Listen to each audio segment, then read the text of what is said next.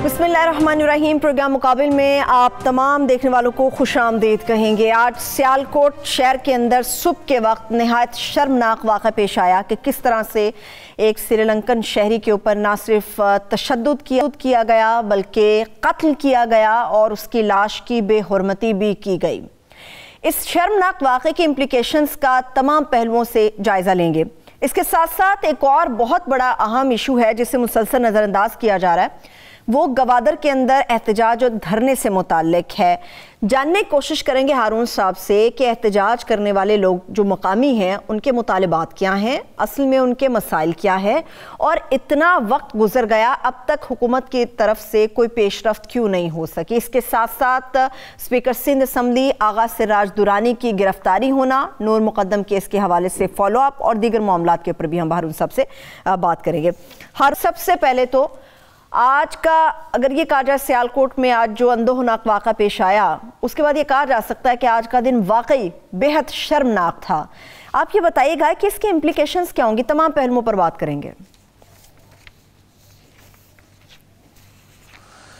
गुजारिश ये है कि ये महज अलमनाक वाक़या नहीं है, पाकिस्तान की तारीख़ में इसको यौम स्याह के तौर पर याद रखा जाएगा।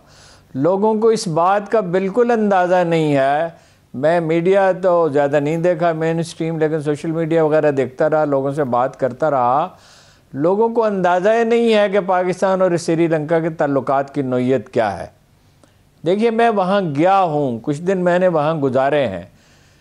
तुर्की के मामले को बहुत उजागर किया जाता है और सही तौर पे उजागर किया जाता है कि हमारे सबसे अच्छे दोस्त तुर्क हैं, लेकिन उनके बाद अगर हमारा कोई दोस्त है, यानी अवामी सतह पे आम लोग जहाँ पाकिस्तान से मोहब्बत करते हैं, वो श्रीलंका के लोग हैं। मसलन मेरा जो क्रिश्चियन ड्राइवर था जो इतने दिन मेरे साथ रहा, जो सफारत खाने की मदद से उन्होंने मेहरबानी की और एक ड्राइवर मुझे दे दिया घूमने फिरने के लिए, मिलवा दिया, तो वो क्रिश्चियन था।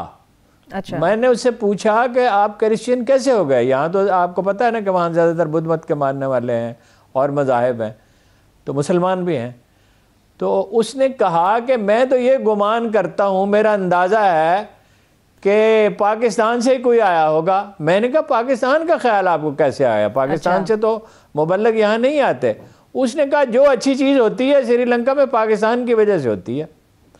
अच्छा, अब जब इस तरह का हादसा होगा तो वहाँ पहले ही कुछ पेचीदगियाँ, वो मैं आपसे अर्ज करता हूँ क्या है। ठीक है, इसकी कोई बड़ी इनफरादियत है श्रीलंका और पाकिस्तान के ताल्लुकात की। बाज़ चीज़ें मैं बयान कर सकता हूँ, बाज़ नहीं कर सकता।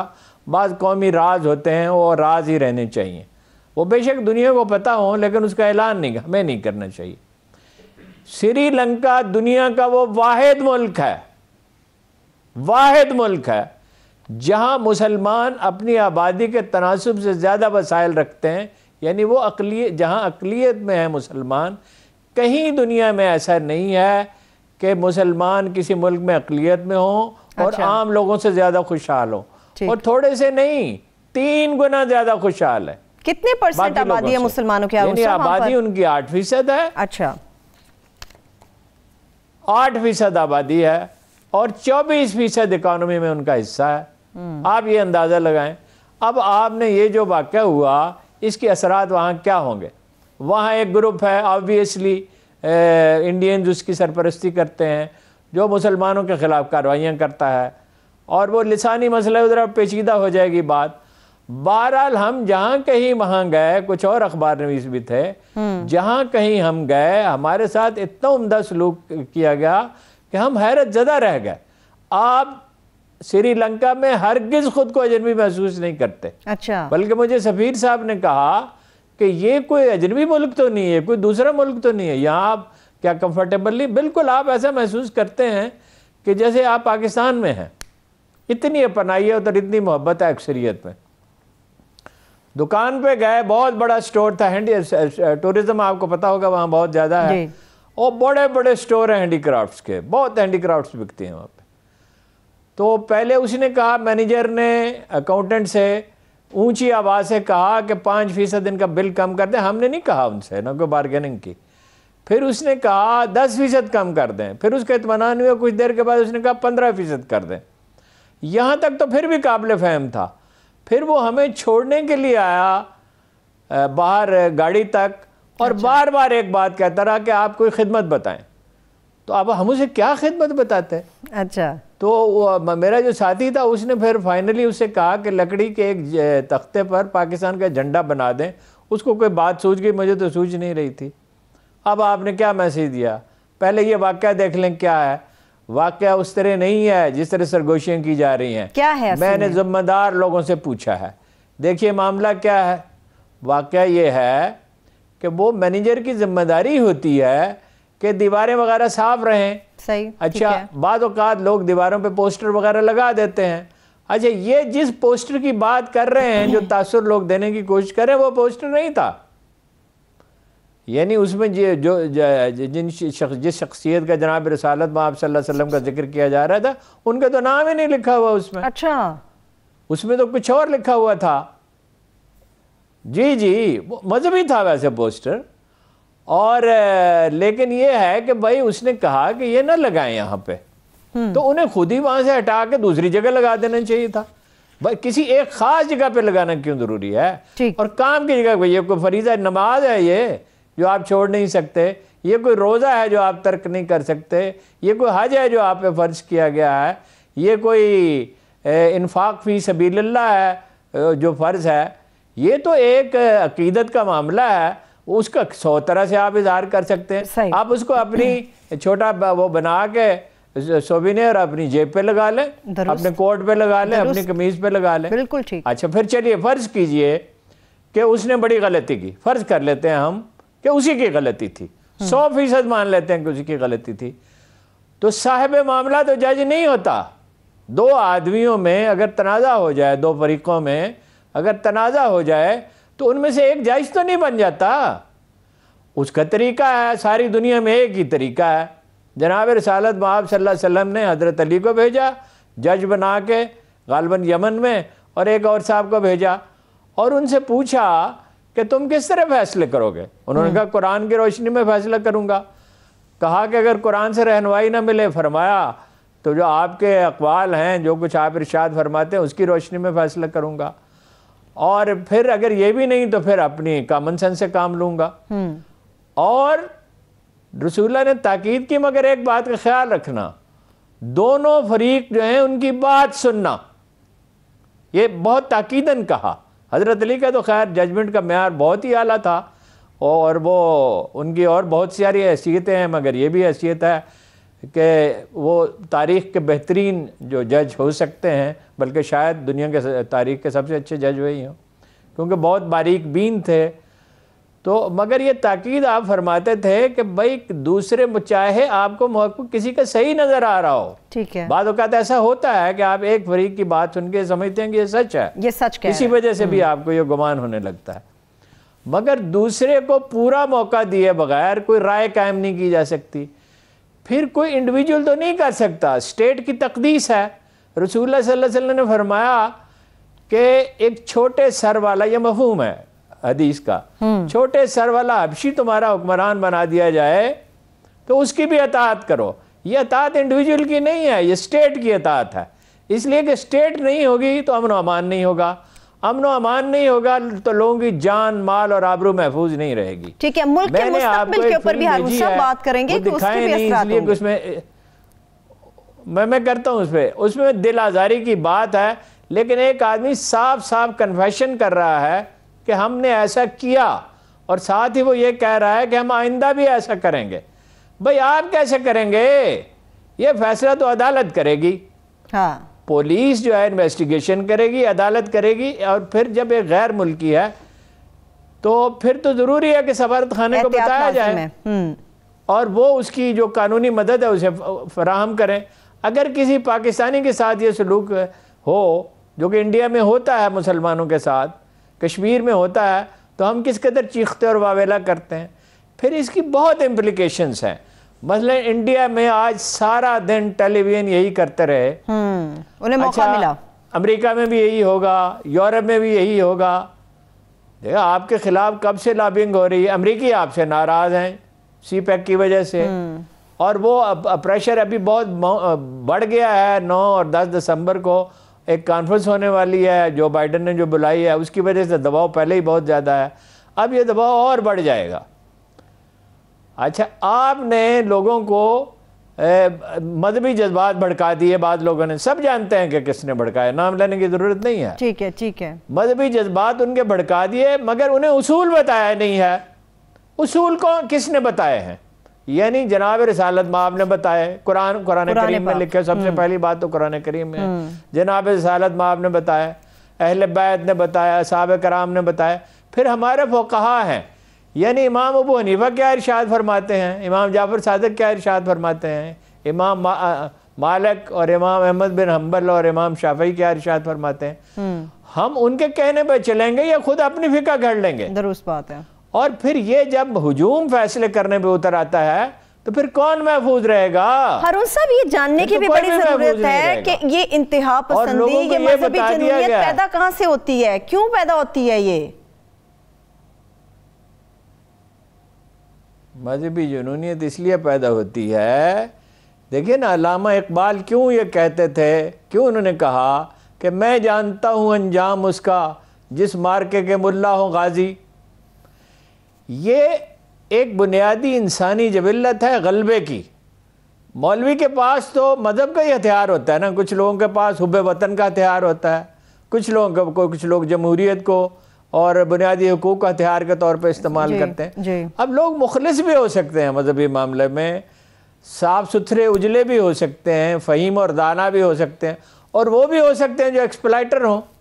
जब लोग मज़हब को बतौर कार्ड के इस्तेमाल करते हैं, देखिए मज़हब तो कोई भी हो, इस्लाम तो खैर आखिरी मज़हब है और सब मज़ाहब को उसने मनसूख कर दिया, लेकिन बाकी मज़ाहब में भी अखलाकी उसूल वही हैं, क्योंकि ओरिजिन तो एक ही है।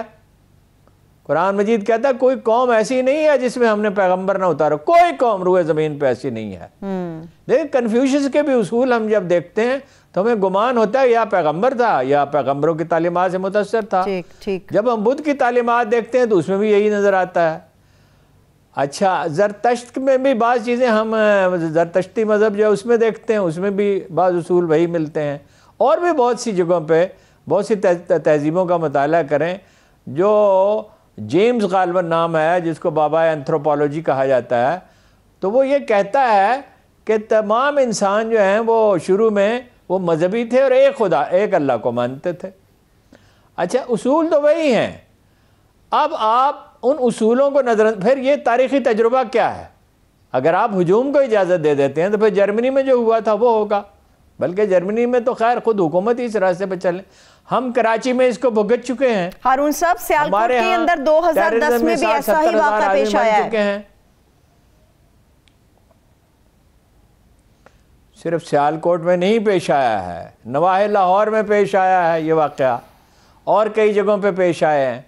भाई, आप जो कुछ इंडिया कर रहा था और उसके नतीजे में जो बदनामी उसकी हो रही थी, आपने एक वाक़े से अपने आप को करीब करीब वहीं पहुंचा। बिल्कुल बिल्कुल। इलाज इसका मुमकिन है, मैं भी आपसे अर्ज करता हूँ कि इलाज इसका किस तरह मुमकिन है, लेकिन ये कितना बड़ा अलमिया है, 3 साल हो गए।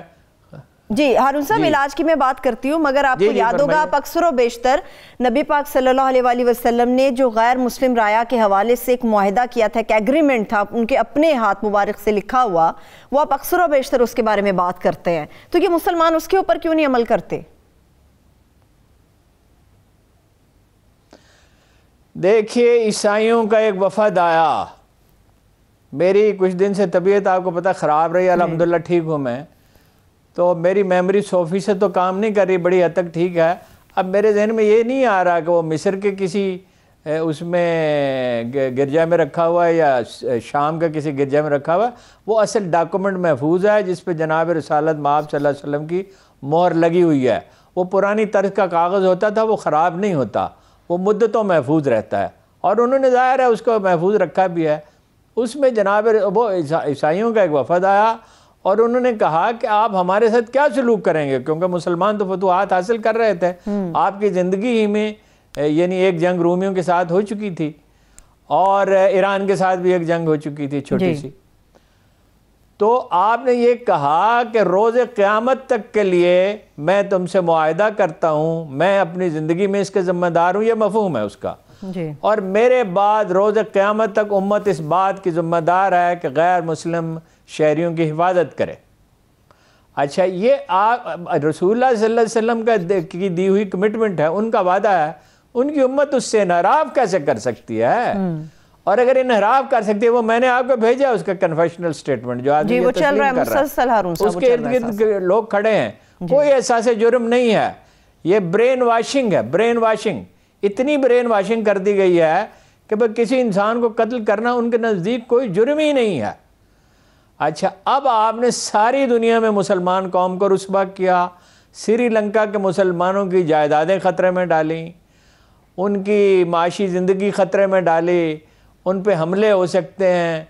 वहाँ एक अक़लियत है जिसको इंडिया उकसाता रहता है, जो जिसका ओरिजिन इंडिया है। अच्छा, वो आपको अंदाज़ा नहीं हो सकता कि ये श्रीलंका के लोग किस कदर पाकिस्तान से उल्फत रखते हैं। इस पे कभी यहाँ बहुत कम लिखा गया, मैंने कुछ चीज़ें लिखी थी जब मैं आया था। अच्छा, देखिए वहाँ एक नुमाइश हुई, जब हम गए तो उससे चंद हफ्ते पहले की बात है। एक नुमाइश वहाँ हुई और पाकिस्तानी फर्नीचर लोग उठा के ले गए सारे का सारा एक आध दिन में ही, और इस कदर वो यानी वो इसको सोविनियर समझ रहे थे, कोई चीज़ बची ही नहीं।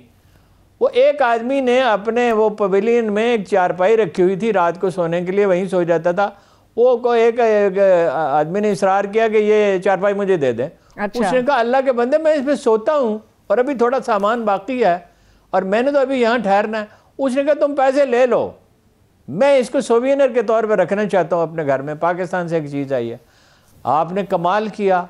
अच्छा, फिर सिर्फ वो एक आदमी नहीं था श्रीलंका, वो चूँकि ये वहाँ पे ये इंपोर्ट, आपको पता ना एक्सपोर्ट का बहुत बड़ा मरकज़ है, बहुत सी चीज़ें यहाँ से दुनिया में जाती हैं। वर्ल्ड कप खेला गया है यहाँ से बनने वाले फुटबॉल में, तो यहाँ कई मुल्कों के लोग हैं।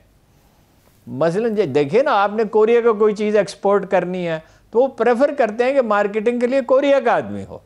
श्रीलंका को कोई चीज़ एक्सपोर्ट करनी है या बरतानिया को करनी है या जर्मनी को करनी है तो वहाँ का मुतल्लिक़ आदमी होना चाहिए। तो अब आप क्या करें? अब वो लोग जो हैं वो किस तरह खुद को महफूज महसूस करेंगे? इकॉनमी आपके ख़तरे में ज़वाल पजीर है और बड़ी बुरी हालत है, और अमेरिका जो है वो आपसे बदला लेने पर तुला हुआ है अफगानिस्तान की वजह से। चलिए इस मामले को लेकर हारून साहब, दुनिया आपकी दुश्मन है, बिल्कुल सही बात है, लॉबी बड़ी मजबूत है। इस मामले को लेकर चलिए, एक तरफ तो ताहिर अशरफी साहब ने भी ये कहा है कि तमाम मकातब फ़िक्र के उलमा कल इकट्ठे होंगे, सिफारत खाने जाकर ताज़ियत करेंगे, और इमरान खान साहब ने भी तहकीकात का बोल दिया है कि जिम्मेदारों को पकड़ा जाएगा, कैफरे किरदार तक पहुँचाया जाएगा और किसी को नहीं छोड़ा जाएगा।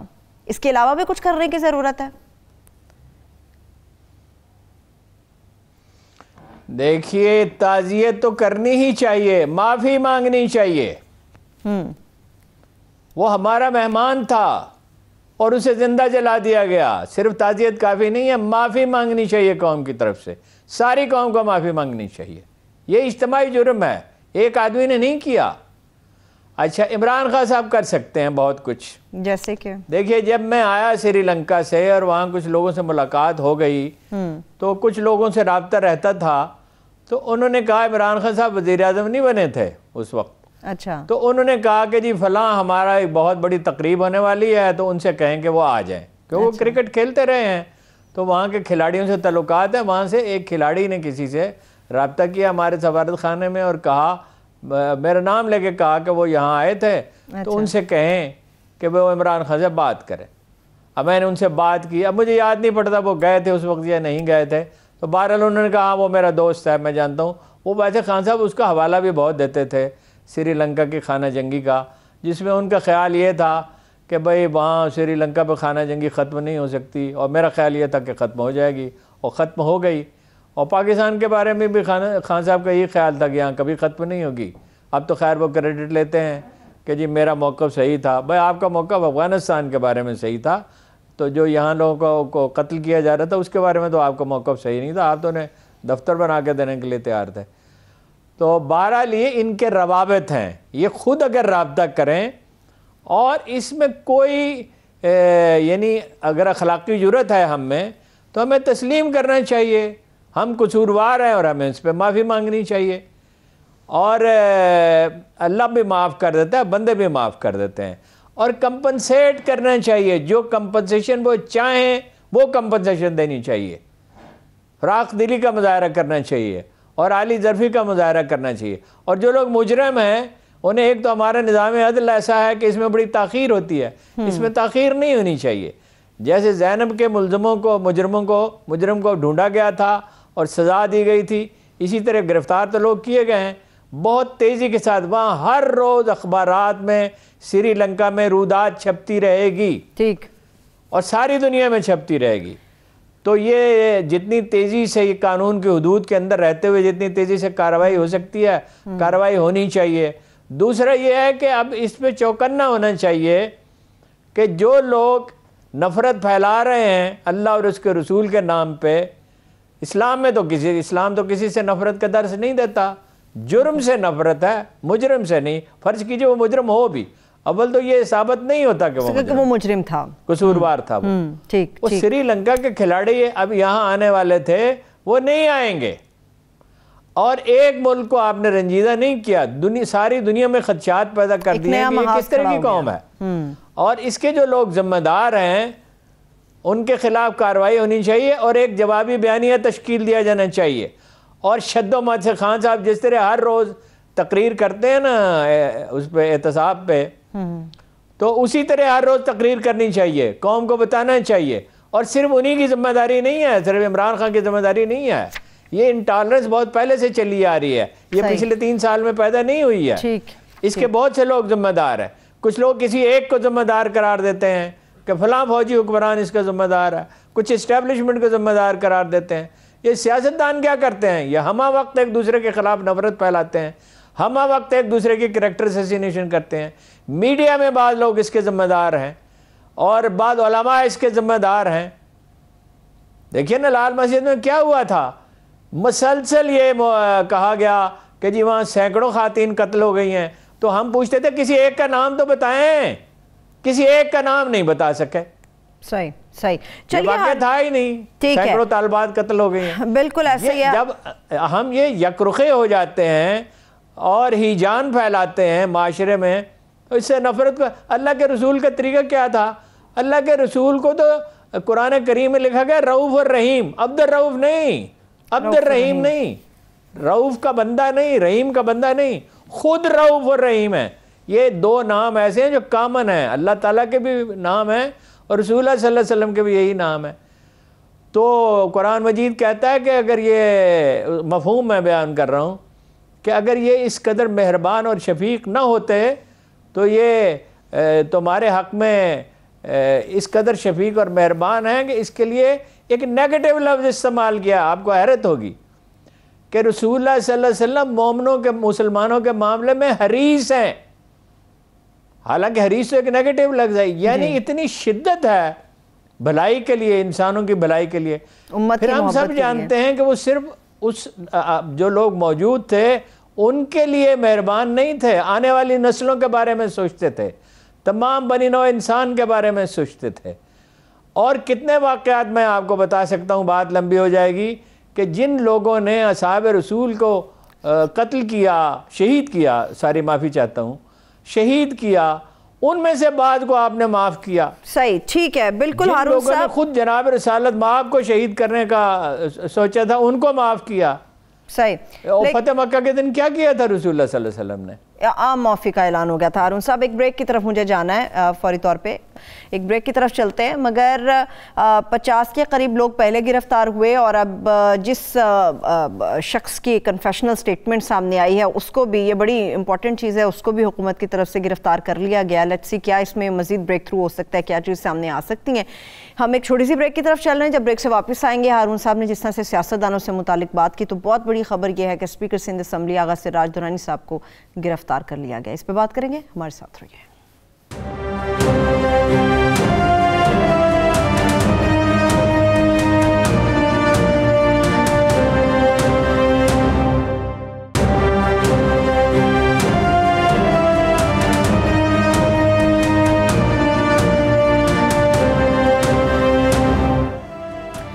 ब्रेक के बाद एक बार फिर से प्रोग्राम में हम आपको खुशामदीद कहेंगे। हारून साहब, ब्रेक की तरफ जाने से पहले आपने सियासतदानों के बारे में बात की थी, तो खबर तो बहुत बड़ी आ गई है। तकरीबन 1.5 महीना रूपोश रहे, सिंध हाई कोर्ट ने जमानत खारिज की। रूपोश होने के बाद आज फाइनली सुप्रीम कोर्ट में फिर से जमानत के लिए आए और आगा सिराज दुरानी साहब को गिरफ्तार कर लिया गया। क्या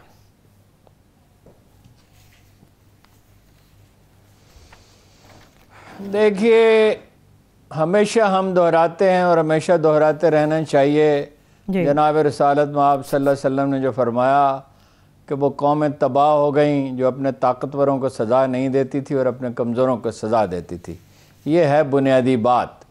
माशरा जो अपने ताकतवरों को जुल्म के मौक़े फ़राहम करता है, लूट मार के मौक़े फ़राहम करता है, उनका एहतसाब नहीं करता, वो सर्वाइव नहीं कर सकता। और कुरान मजीद भी यही कहता है कि ज़िंदगी किसास में रखी गई है। किसास का मतलब है जितना जुर्म उतनी सज़ा, और सज़ा दी जाती है। गरीब आदमी के साथ तो नरमी की जा सकती है। हज़रत उमर ने चोरी पे की सज़ा मुअत्तल कर दी थी कैद के ज़माने में, 5 बरस कैद रहा था। तो आगा सिराज दुरानी साहब जो हैं उनके 1 अरब 60 करोड़ रुपए के असासे जो हैं वो ज़ायद हैं उनकी आमदन से। तो ये तो वो हैं जो ज़ाहिर हैं, और ज़ाहिर के अलावा और भी हो सकते हैं। दुबई में हो सकते हैं, स्विट्ज़रलैंड में हो सकते हैं, लंदन में हो सकते हैं, बहुत सी जगह पे हो सकते हैं। और ये तन्हा आदमी नहीं है। अब सिंध हाई कोर्ट ने इनकी ज़मानत मनसूख कर दी तो इन्हें पेश होना चाहिए था, गिरफ्तारी पेश करनी चाहिए थी। मगर ये लोग तो आदी हैं ना जी इसके कि भाई किसी न किसी तरह जोड़ तोड़ करके चक्कर चला के और ज़मानत करा लेंगे। अभी देखिए ना, अभी पिछले दिन से खुर्शीद शाह को एक हीरो बना के पेश किया जा रहा है कि मैंने जमहूरियत की जंग लड़ी है। कौन सी आपने जमहूरियत की जंग लड़ी है? आपने जंग लड़ी आसिफ अली जरदारी की। आसिफ अली जरदारी की जंग जमहूरियत की जंग कैसे हो गई? और आसिफ अली जरदारी साहब जो कुछ है वो सारी दुनिया जानती है। तो अब ये आगा सिराज दुरानी साहब से सुप्रीम कोर्ट ने यही कहा कि भाई आपकी ज़मानत मनसूख कर दी। तीनों जजों ने कहा, अता बंदयाल साहब ने भी, मंसूर अली शाह साहब ने, तीसरे जज साहब जो उन्होंने भी। भाई जब आपकी ज़मानत मनसूख हो गई तो आपको सरेंडर करना चाहिए था नैब के सामने। तो वकील साहब ने फरमाया कि जनाब हमने सुप्रीम कोर्ट के सामने सरेंडर कर दिया। उनके सुप्रीम कोर्ट के सामने नहीं, नैब के सामने सरेंडर कर। देखिए, ज़मानत तो मेरे ख्याल में उनकी हो सकती है, कानूनदान ज़्यादा बेहतर बता सकते हैं। बहरहाल जितना हमारा फ़हम है कानून का, ज़मानत तो उनकी हो सकती है। मगर ये क्या तरीका है? वो ख़ुद भी ना सिर्फ मफरूर रहे, हर मफरूर को उन्होंने पनाह दी। अभी जो नाज़िम जोखियों का कत्ल हुआ है उसका MPA जो है वो ईवान में मौजूद था, क्योंकि स्पीकर को ये इख्तियार है कि वो अपना इजलास में शरीक होने की इजाज़त दे सकता है, रोक सके। तो ये सिलसिला कहीं ख़त्म होना चाहिए। मैं तो आपको पता मेरे हाथ पे चोट लगी हुई है और मैं लिख नहीं सकता हूँ, और लिखूँ तो लिखने से ही याद होता है, को लिख लें उसको बार बार पढ़ें। मैं अगर आप कहें, अगर आपके पास वक्त है तो मैंने वो टाइप कंप्यूटर पे करवा के तो वो सारी तफसील लिख ली थी कि एसेट कितने हैं, किस किस के नाम पे हैं उनके ख़ानदान में। तो अगर आप चाहें तो वो मैं पढ़ देता हूँ। बहरहाल उस तफसील की शायद आपको ज़रूरत ना हो, तो ज़मानत तो शायद हो जाएगी। मगर ये क्या कमाल है कि भाई पार्टी का सरबराह जो है वो भी करप्ट है और उसके गिरदोपेश के लोग भी सारे करप्ट हैं। तो सूबा कैसे चलेगा? हर वक्त पैसे मांगते रहते हैं मरकज़ से। मरकज़ नाले साफ़ करे, मरकज़ कूड़ा उठाए, मरकज़ पानी फराहम करे, मरकज़ ट्रांसपोर्ट का बंदोबस्त करे, और जो सिंध का पैसा है वो ये लोग हड़प करते चले जाएं। सही है। तो कैसे लोगों के हालात ठीक हों? तो और बिलावल साहब पूरे मुल्क में चारों सूबों में लोगों को इंसाफ फराहम करना चाहते हैं। नाज़िम जोखियों को इंसाफ नहीं दे सकते, अपनी पार्टी के जो करप्ट है उनको पकड़ नहीं सकते। कहते हैं जी इमरान खान साहब के दौर में करप्शन बहुत बढ़ गई है। करप्शन मौजूद है इमरान खान साहब के दौर में, उतनी है, ये शायद उससे कुछ ज़्यादा हो। तो आपके दौर में क्या था और अब क्या हो रहा है सिंध में? सही, और सिंध में भी हो रहा है, बलूचिस्तान में, चारों सूबों में हो रहा है। पख्तूनख्वा में शायद कदर कम है, लेकिन है तो पख्तूनख्वा में भी। ठीक है, लेकिन हारून साहब क्या ये कमाल की बात नहीं है? आगा सिराज दुरानी साहब का वकील सुप्रीम कोर्ट में आज यही कहता रहा कि मोअज़्ज़िज़ जजेस से कि हम हलफ देने को तैयार हैं, गिरफ्तारी यहाँ ना की जाए, हमें सिंध जाने दिया जाए। सिंध जाकर ये दुरानी साहब खुद गिरफ्तारी देंगे। ये कमाल की बात नहीं है? बड़ी ताज्जुब खेज बात है। यानी आपको गिरफ्तारी देनी है तो इस्लामाबाद और कराची में फ़र्क क्या है? फिर आपके वादे पे भरोसा कैसे किया जा सकता है? एक साहब थे ना, उनको 6 हफ्ते के लिए लंदन जाने की इजाज़त दी थी और शहबाज शरीफ साहब ने सुप्रीम कोर्ट को कमिटमेंट दी थी, या हाई कोर्ट को कमिटमेंट दी थी। तो फिर उसके बाद क्या हुआ? अब वो कह रहे हैं, अब वो ये नहीं कह रहे हैं नवाज शरीफ साहब कि मैं वापस आऊँगा, या अपना ये नहीं कह रहे कि मैं बेगुनाह हूँ। अब वो कह रहे हैं मुझे हुकूमत दी जाए। आज मेरी मुस्लिम लीग के बाद लीडरों से बात हुई और वो ये कह रहे थे कि नवाज शरीफ को हुकूमत देने के सिवा कोई चारा ही नहीं है। यानी एक आदमी जो है, एक खानदान पूरे मुल्क को ब्लैकमेल कर सकता है। उनको हुकूमत दी जाएगी तो अमन होगा, वरना उनकी स्ट्रेटेजी ये है कि अमन होने नहीं देंगे। यही पीपल्स पार्टी की स्ट्रेटेजी है। ठीक है। तो भाई इमरान खान साहब का कोई दिफा, कोई इंसाफ पसंद आदमी नहीं कर सकता। उन्होंने कुछ नहीं किया, ना उन्होंने पुलिस ठीक की, ना उन्होंने अदलिया ठीक की, ना उन्होंने FBI को बेहतर बनाया। उन्होंने कोई इस्लाहात नहीं की हैं। उन्होंने अपनी पार्टी की तंजीम तक नहीं की है। उन्होंने नालायक तरीन लोगों को ओहदे दिए हैं। लेकिन आप क्या कर रहे हैं? आपके पास कोई लाया अमल ही नहीं है, कोई मंसूबा ही नहीं है। ना पीपल्स पार्टी के पास कोई लाया अमल है और ना नून लीग के पास कोई लाया अमल है। नारे हैं बस। ठीक है। और कौम को आमक समझ रखा है। वह इब्राहिम लिंकन वाली बात कि आप सारे तब सब लोगों को कुछ दिन के लिए बेवकूफ़ बना सकते हैं और कुछ लोगों को हमेशा के लिए बना सकते हैं। सब लोगों को हमेशा के लिए अहमक नहीं बनाया जा सकता। ये सारे अपने अंजाम को पहुंचेंगे। ठीक है, ठीक है। आपने हारून साहब खुर्शीद शाह साहब से मुताल्लिक बात की थी। वो इसलिए हीरो बने हुए हैं कि वो कहते हैं मैं 2 साल जेल में रह कर आया हूँ और जो मुझ पे नैब ने इल्जामात लगाए थे उनमें से एक भी इल्जाम साबित नहीं हुआ। वो इसलिए हीरो बने हुए हैं। सिराज दुरानी साहब के जरा एसेट्स के बारे में कुछ झलकियां लोगों को सुनाएं, पता चले लोगों को। ये भी कहते हैं कोई इल्जाम नहीं है, कोई ऐसी चीज नहीं चला कब है। अच्छा, उसकी एक और भी वजह है जी, एक और वजह भी है। गुजारे ये है कि नैब में एक्सेस किया जा सकता है। नैब में कोई फरिश्ते नहीं बैठे हुए। हो सकता है ऊपर की सतह पे लोग रिश्वत न लेते हों, ठीक, लेकिन इसकी क्या जमानत है कि नीचे की सतह पे लोग मिल नहीं को वो नहीं के गठजोड़ नहीं कर लेते। कौन सा लीडर है जिसके खिलाफ सारे शवाहिद फराहम किए गए हैं? सही, किसी के खिलाफ भी नहीं। इसीलिए तो जमानतें होती हैं। आप इसके लिए तनहा किसी जज को कसूरवार नहीं ठहरा सकते। सिर्फ तफ्तीश करने वालों को, पुलिस वालों को जो हैं, उनको कसूरवार नहीं ठहरा सकते। नैब के लोग जो हैं वो इनकॉम्पिटेंट भी हैं उनमें से बाज़, और बाज़ के बारे में वो शुबा है कि वो मिल जाते हैं। ये जरदारी साहब से के मुकदमात के कागज़ कैसे गुम हो जाते हैं? कोई ओरिजिनल कागज़ मिलता ही नहीं है।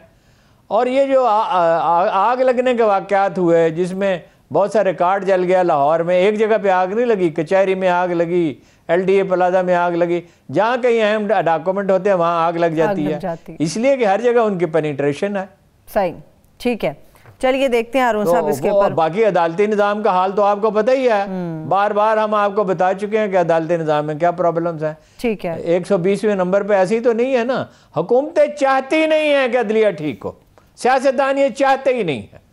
इसलिए कि अदलिया अगर ठीक होगी, वो मोहतरमा कशमाला तारक का साहब ज़्यादा कैसे बच गया था? उसमें सियासतदान मुलव्वस थे और बहुत शर्मनाक वजूह से मुलव्वस थे। हाँ जी जी। गरीब आदमी पे तो दबाव डाल के उससे बात बनवा ली जाती है। ठीक है, कुछ और लोगों की भी हारून साहब बात करती हूँ जो हकीकतन गरीब हैं, जिनके रोजी रोटी का बंदोबस्त इस चंद चीज़ों के ऊपर है। गवादर के हवाले से हारून साहब मैं बात करना चाह रही हूँ। गवादर में एक लंबा वक्त गुजर गया, एहतजाज हुआ, फिर अब धरना भी है, ख़वातीन ने भी एक तहरीक चलाई है कि गवादर को उसका हक दो। ये असल में वहाँ पर इशू क्या है, मसला क्या है वहाँ पर? 3 बुनियादी इश्यूज हैं। मेरी अभी बात हुई है मौलाना हिदायतुर्रहमान से भी और लोगों से भी, ऐसे लोगों से भी जो शहर का नज़्म व नस्क चलाते रहे हैं। ठीक, देखिए एक बात तो ये है कि पानी का इन्हिसार, ज़िंदगी सारी पानी पे है ना। कुरान करीम कहता है वजअलना मिनल माए कुल्ल शैइन हय्य, हर जिंदा चीज़ को हमने पानी से पैदा किया है। ज़िंदगी बाकी रहती है पानी से। अगर पानी के बग़ैर ज़िंदगी होती तो इतने बड़े बड़े सहराओं में भी आबादियाँ होती। पानी ही और हवा ही बुनियादी ज़रूरत है, उसके बाद अनाज इंसान की ज़रूरत है। ये बहुत छोटी आबादियाँ क्यों हैं? ये कराची से लेके जो गवादर तक का इलाका है, इससे आगे भी छोटी आबादियाँ क्यों हैं? क्योंकि पानी कमियाब है। ठीक। 5 डैम हैं जो बारिश से भरते हैं। 8 साल में सिर्फ एक दफ़ा बारिश हुई, वो बारिश भी इस तरह हुई, जो एक साहब वहाँ का निज़ाम चलाते रहे हैं, वो नहीं चाहते कि उनका नाम लिया जाए। उन्होंने कहा कि मैंने राब्ता किया प्रोफेसर अहमद रफ़ीक अख्तर साहब से और उनसे कहा कि भाई लोग प्यासे हैं और पानी है नहीं। तो उन्होंने कहा अल्लाह के बंदे नमाज इस्तिस्का पढ़ो। खुले मैदान में नमाज पढ़ी जाती है बारिश के लिए दुआ करने के लिए, उसे नमाज इस्तिस्का कहा जाता है। तो वो कहते हैं कि बारिश हो गई और इतना पानी हो गया कि 2-1 साल या इससे कुछ ज़्यादा अरसा गुजर सकता था और वज़ीर आला जाम कमाल साहब को उन्होंने बताया। अब आप गौर फरमाइए कि क्या गरीब आदमियों के साथ सलूक होता है। वहाँ पे उनके साथ सलूक क्या होता है? अरुण साहब 1 करोड़ रुपए ब्रेक लेने अरुण साहब एक ब्रेक की तरफ चलते हैं, ब्रेक से वापस आएंगे। एक गरीब के साथ किस किस्म का सलूक वहाँ पर हो रहा है इसके ऊपर मैं बात करूंगी, हमारे साथ रहिए।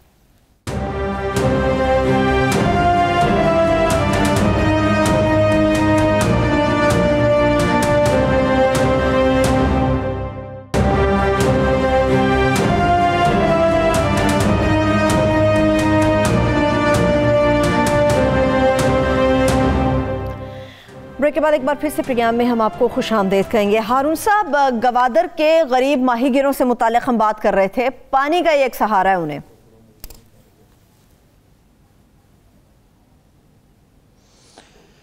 देखिए ना, 1 अरब रुपए के 2 प्रोजेक्ट लगाए गए समंदर का पानी साफ करने के लिए, और कितने दिन चले वो?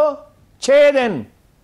6 दिन के बाद रेत, जैसे ये रिक्शा नहीं बंद हो जाता, उसमें कचरा फंस जाता है, उसमें कचरा फंस गया और कोई कार्रवाई नहीं हुई। नैब का जो बलूचिस्तान के सरबराह है उन्होंने उसका नोटिस लिया और बस नोटिस ही लिया, किसी को उसके में कसूरवार नहीं ठहराया, किसी को सज़ा नहीं दी गई। एक प्रॉब्लम ये है कि 2 और मसले वो मैं बयान करता हूँ। प्रॉब्लम ये है कि 2 हाकम नहीं हो सकते किसी के। सकीफ़ा बनु सादा में जब रसूलुल्लाह सल्लल्लाहु अलैहि वसल्लम के विसाल के बाद असहाब जमा हुए, ये फ़ैसला करना था कि हुकूमत किसको सौंपी जाए, तो रसूलुल्लाह सल्लल्लाहु अलैहि वसल्लम ने तो ये उम्मत पर छोड़ दिया। इससे साबित होता है कि जमहूरियत जो है वो इस्लाम में इनबिल्ट है, यानी खल्क़े खुदा फ़ैसला करने, वरना आप हुक्म सादर फरमा देते तो कौन उससे रूगर्दानी कर सकता था। तो अंसार ने कहा कि हमारा शहर है, हमने जनाब रसालत माब सल्लल्लाहु अलैहि वसल्लम को यहाँ मदऊ किया और उनकी खिदमत की और उनके लिए लड़े, तो उनका ख्याल था हमारा शहर है तो हमारा राइट है। जबकि रसूलुल्लाह सल्लल्लाहु अलैहि वसल्लम का कौल मुबारक मौजूद था कि कुरैश जो है वो उनको क़यादत सौंपी जाए, क्योंकि कुरैश के सिवा बाकी किसी को कोई हुक्मरान तस्लीम करने के लिए तैयार नहीं थे अरब के लोग। तो उस पर यह तजवीज़ दी गई कि 2 अमीर बना लिए जाएं। अच्छा। तो उस पर हज़रत उमर ने कहा कि क्या ऊँट के नाक में 2 नुकेलें पहनाई जा सकती हैं? यानी आप ये देखें ना, ऐसी शानदार दलील उन्होंने दी, नहीं घोड़े की 2 लगामें नहीं हो सकती। ये कुछ इलाका जो है वो सिविल इंतज़ामिया के पास है, कुछ गैर सिविल इंतज़ामिया के पास है। भाई ये क्या तरीका है? भाई जो कोई है उसकी ज़िम्मेदारी ले या वो इलाके तकसीम कर दिए जाएं। अब देखिए 2 उनके और संगीन मसाइल हैं। एक मसला ये है कि किसी भी शहर से उसका सैकड़ों मील का फासला है, बीच में डेजर्ट है। अब सामान तो सारा आता है वहाँ से, ईरान से, बिजली वहाँ से आती है, और अजीबोगरीब बात है बिजली के बिल शहरियों से तो ले लिए जाते हैं मगर वो जमा नहीं, ईरान को नहीं दिए जाते। उसके नतीजे में बाद औक़ात पूरे दिन में सिर्फ 4 घंटे बिजली होती है। अच्छा। ये कैसी तजलील है इंसानों की? भाई आपने जो पैसे वसूल किए हैं वो जमा कराने हैं। और अच्छा, अगर फ़र्ज़ कीजिए उसमें खसारा है तो खसारा तो पूरे पाकिस्तान में है बिजली में। 23-24 रुपए का गर्दिशी कर्जा है, वो तो छोटा सा शहर है। नहीं हारून साहब, इसकी मिसालें क्या कोई और भी मिलती हैं कि जैसे गवादर की आप बता रहे हैं कि ईरान से बिजली आती है या दीगर कुछ मुनासिब चीजें और आती हैं, कहीं और भी ऐसी मिसालें मिलती हैं या सिर्फ पाकिस्तान में ये किस्सा है? नहीं, सारी दुनिया में है जी। ये अमेरिका के लोग मैक्सिको के बॉर्डर पे जो रहते हैं वो खाना खाने के लिए मैक्सिको जाते हैं। और भी दुनिया में, यूरोपीय यूनियन में तो देखिए आप सिर्फ अपना यहाँ एक पाकिस्तानी जाए मसलन चला जाए, किसी भी एक स्कैंडिनेविया के किसी एक मुल्क में चला जाए, ठीक, तो दूसरे मुल्क में जाने के लिए उसको वीज़ा की ज़रूरत नहीं होती। वो सिर्फ एयरपोर्ट पे अपना पासपोर्ट दिखाएगा, वो भी अगर वो देखना चाहें, और दूसरे मुल्क में चला जाएगा। हॉलैंड चला जाए नॉर्वे से, कोई रोकने वाला नहीं है, कोई पूछने वाला नहीं है। सरहदी शहरों में ऐसा ही होता है सारी दुनिया में। ठीक। और यहाँ से अगर आप फ़र्ज़ कीजिए आटा भिजवाएंगे, दालें भिजवाएंगे और चीज़ें भिजवाएंगे, जो चीज़ें ईरान से आ सकती हैं वो वजह तो महंगी बहुत हो जाएंगी। जब वो 400, 500, 600 किलोमीटर का सफ़र तय करेगा तो फ्यूल कितना महंगा है। और जब बिजली पे आपका इन्हिसार है तो बाकी चीज़ों पे भी ज़ाहिर इन्हिसार है। अब ये कहते हैं जी स्मगलिंग होती है। ठीक, भाई आप उसके लिए एक सिस्टम क्यों नहीं, मैकेनिज्म क्यों नहीं बनाते कि इतनी चीज़ आ सकती है, इतने दिन के बाद आदमी जा सकता है। अब वो कहते हैं जी 2 महीने में एक दफ़ा। भाई इतना सरमाया आम आदमी के पास थोड़ी हो सकता है 2 महीने की चीज़ें ले आए। फिर है तीसरा मसला ये है कि तलाशी बार बार ली जाती है और फिर लोगों के हाथ खड़े कराए जाते हैं। फिर उनमें से बाद लोग तो बड़े सिविलाइज्ड हैं और बाद लोग कहते हैं, कोई आलम दीन भी है और नमाज पढ़ाता है मस्जिद में, उससे पूछा जाता है कि आपने पी तो नहीं रखी है। एक साहब ने कहा कि ये मुझसे पूछा गया, बड़े मुअज़्ज़ज़ आदमी हैं। भाई ये कैसे हो सकता है? भाई उनको शहरी आप मानते ही नहीं है, उसी का गवादर पे क्या मनज़र है। हर जगह पे यही सूरत हाल है। कोई लोग शहरी थोड़ी माना जाता, गरीब आदमी को रियाया समझा जाता है। जब आप ये सलूक करेंगे तो कितने दिन जारी रख सकेंगे? आखिर एक दिन लोग उठ के खड़े हो जाते हैं, सब्र का पैमाना एक दिन लबरेज हो जाता है, फिर आपको भुगतना पड़ता है। अब वो लोग डटे खड़े, एक आदमी वहाँ लीडर ऐसा पैदा हो गया है कि जिसकी कोई कमजोरी इनके हाथ में नहीं है, अब इन्हें समाजत कर रहे हैं। तो आप पहले से क्यों नहीं ख्याल रखते? भाई पहली बात तो ये है कि उन्हें खाने पीने की अशिया और पानी ये तो मिलना चाहिए। अगर वो है 1 करोड़ रुपए रोज़ाना, 1 करोड़ रुपए रोज़ाना सनाउल्लाह ज़हरी के दौर में मुझे ज़िम्मेदार लोगों ने बताया कि पानी में करप्शन की जाती थी 1 करोड़ रुपए की रोज़ाना। आप दुनिया की सबसे बड़ी बंदरगाह बनाना चाहते हैं, ठीक है, और इस पे यानी उसकी जो तस्वीराती अहमियत है सब जानते हैं, बेपनाह है। कैलिफोर्निया की बंदरगाह इस वक्त सबसे बड़ी है, उससे 3 गुना बड़ी बंदरगाह आप बनाना चाहते हैं जी। और चंद करोड़ रुपए आप निकाल नहीं सकते पानी के लिए। और वो जो प्लांट खराब हो गए वो ठीक क्यों नहीं हो सकते, या नए प्लांट क्यों नहीं लग सकते? जिस मंसूबे पे पाकिस्तान के मुस्तकबिल का इन्हिसार है, जिसपे 55 अरब डॉलर की इन्वेस्टमेंट कमिटमेंट हो चुकी है और उसका आधा हिस्सा खर्च हो चुका है, और जहाँ से पूरे सेंट्रल एशिया के साथ आपने तिजारत करनी है, वहाँ पानी ही नहीं। हारून साहब वैसे भी ये सेंसिटिव इतना एरिया है, आपको याद होगा कुलभूषण भी इधर ही से पकड़ा गया। अच्छा, फिर ये तलाशी का क्या? हाँ, यहीं से पकड़ा गया था ना। देखिए ना, इंडिया की इस पे नजर है, ईरान की सरजमीन इस्तेमाल की गई, अब तो खैर वो एहतियात बरत रहे हैं, और अफगानिस्तान की सरजमीन इस्तेमाल की गई। भाई आप स्मगलिंग को रोकना है, मुजरिमों को पकड़ना है, आपने शरीफ लोगों को तंग नहीं करना। ये कोई ऐसी बात है जो समझ में नहीं आती। ठीक है, एक आखिरी सवाल पानी उनको नहीं दे रहे आप, बिजली उनको बहुत थोड़ी दे रहे हैं। ठीक है, एक आखिरी सवाल हारून साहब, क्या चाइना भी किसी दौर में ये ख्वाहिश रखता था, या अभी उसकी ख्वाहिश है गवादर या बलोचिस्तान को लेकर? कभी किसी जमाने में ये ख्वाहिश पनपी उसके अंदर?